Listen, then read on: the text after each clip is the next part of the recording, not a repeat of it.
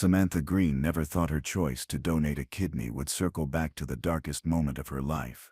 At Mercy General Hospital in Cleveland, she signed the forms ready to help a stranger live. She wanted no spotlight, only the quiet relief of knowing she had done good. But as the nurse wheeled her towards surgery, she glimpsed the recipient's name on a chart.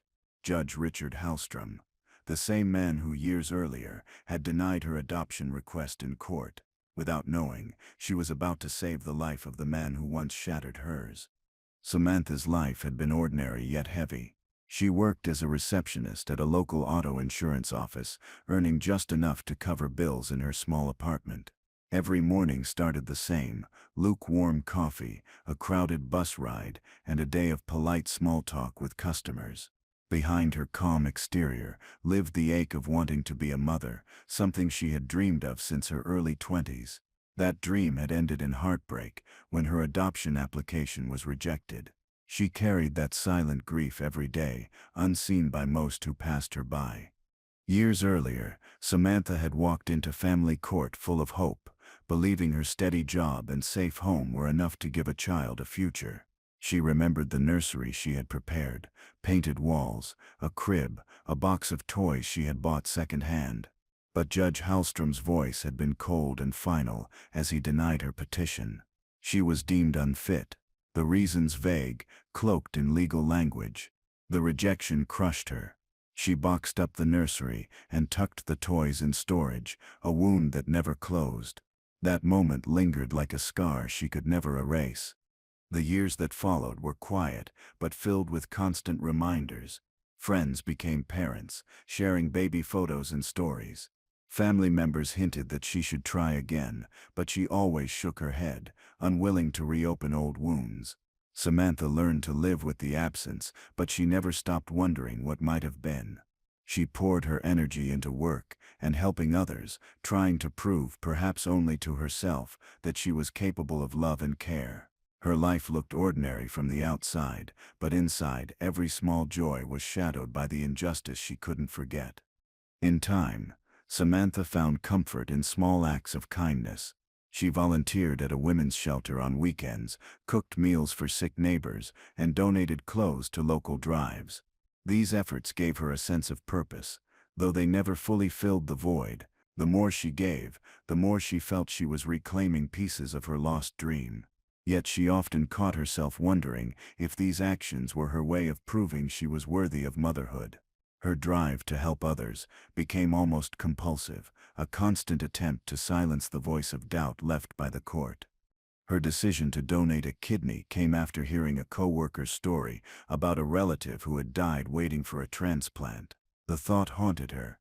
She was healthy, single, and without dependents. Why not give someone else a chance at life? She researched the process obsessively, learning about the risks and the recovery. Doctors assured her the surgery was safe, though not without challenges. For Samantha, the idea wasn't about recognition. It was about finally doing something undeniably meaningful, something no judge or file report could take from her. Quietly, she signed up for evaluation and testing.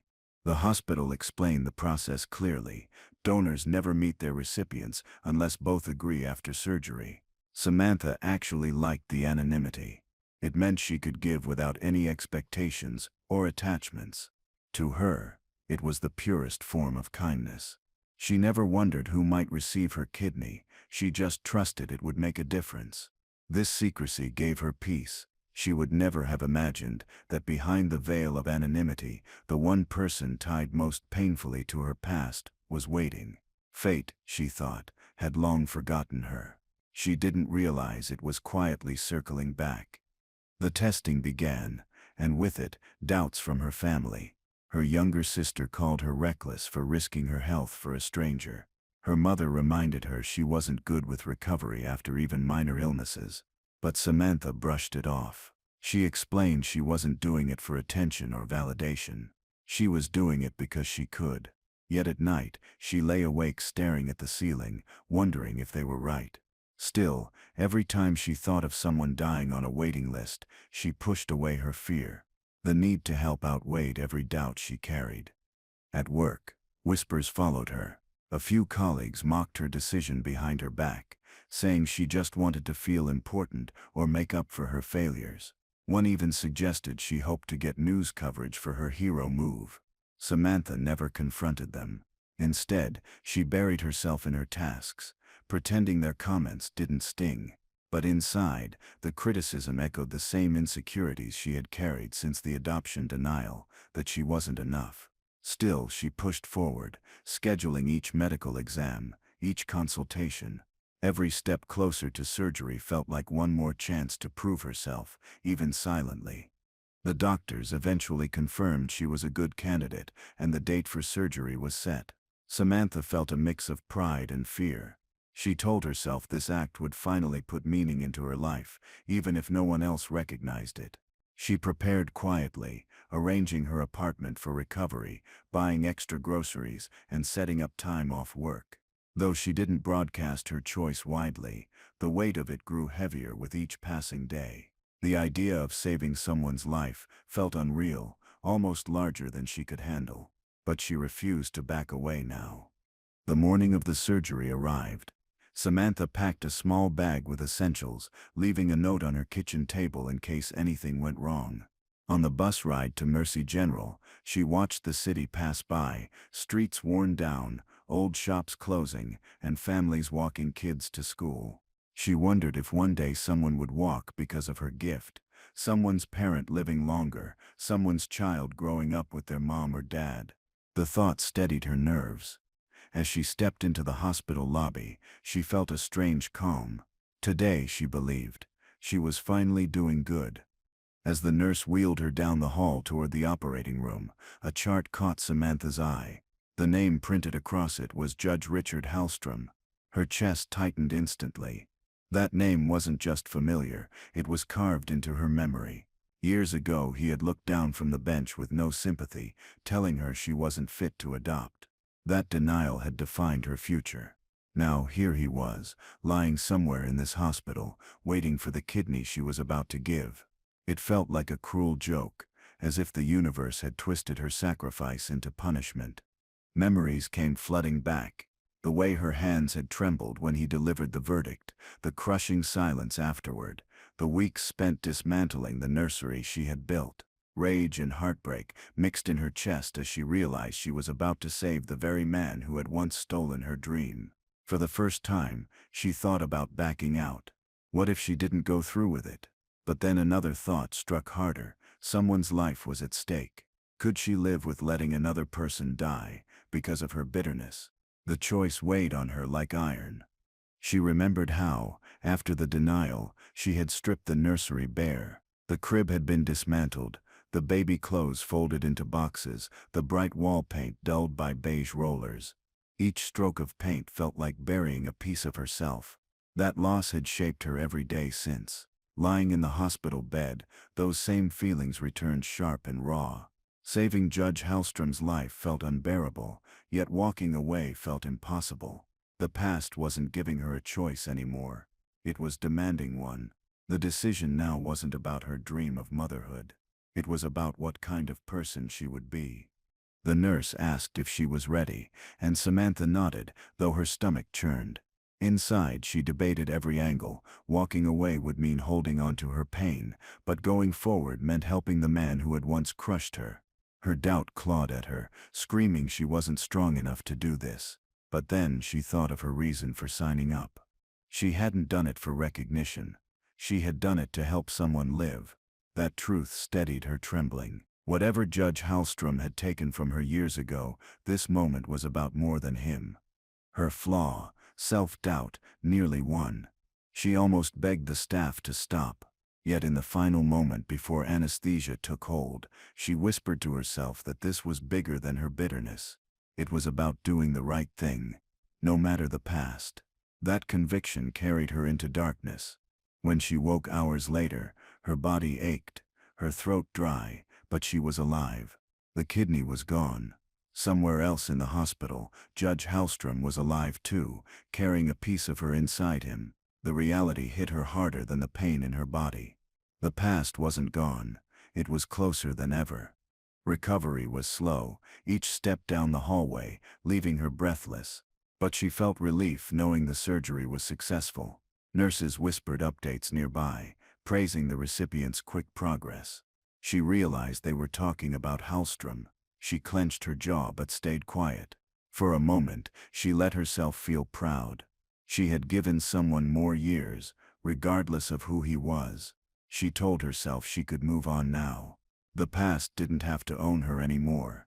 But deep down, she knew fate wasn't finished with her. The connection between them was stronger than she wanted to admit. One afternoon, while sipping water and forcing herself to walk, Samantha overheard two nurses talking in the hallway. They mentioned the judge by name, marveling at how quickly he was recovering.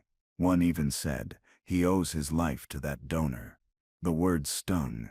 Samantha realized she couldn't hide from the truth. Her kidney wasn't just saving anyone, it was saving him. For the first time, she wondered if the anonymity she had once cherished was a curse. She had tied her future to the one man she wanted to forget, and now she couldn't untangle herself from it. Despite her attempts to push it away, Judge Hallstrom's name appeared everywhere. Local news ran stories about him, praising his career and dedication to the law. None of them mentioned the mistakes, the lives he had broken, the adoption cases where people like her had been denied. The public saw a respected figure. She saw the man who had crushed her hope. Watching the news from her hospital bed, she felt the old bitterness rise again. She had given life to someone the world already celebrated, while she remained invisible. It felt like history was repeating itself. Samantha tried to remind herself of her original reason. It wasn't about who received her kidney, it was about doing good.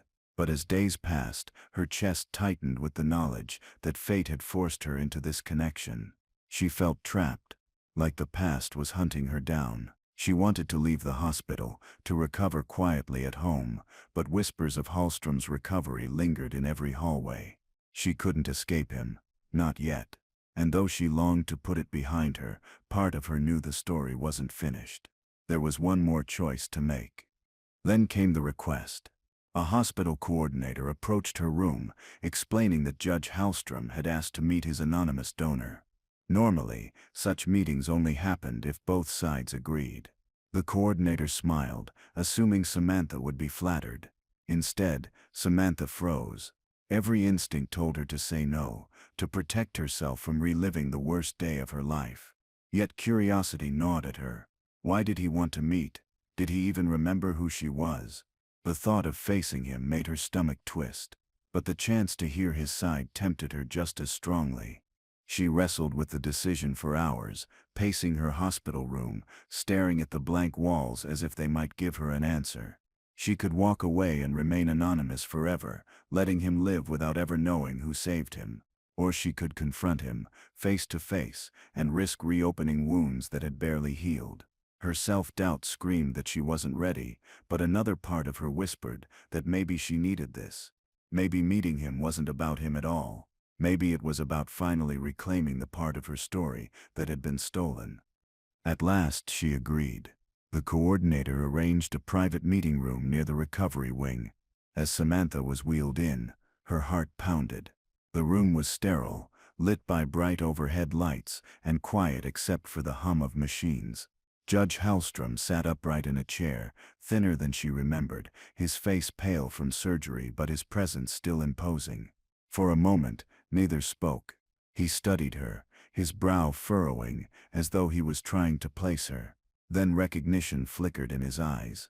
He remembered. She wasn't just his donor. She was the woman he had once denied. Hallstrom's face shifted from gratitude to shock.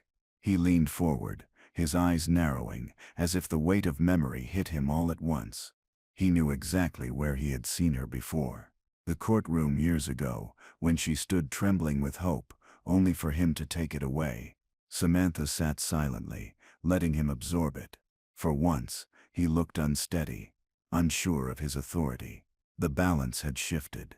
She was the one who held his life now, literally inside him. The judge who once dismissed her was now indebted to her in a way he could never erase. Then came the twist she never expected. Hallstrom broke the silence, his voice unsteady. He admitted that years ago, when he denied her adoption, he was bound by a confidential report he hadn't been allowed to question. At the time, he believed it showed risks about her ability to provide care. But later, he discovered the report had been flawed, the information false.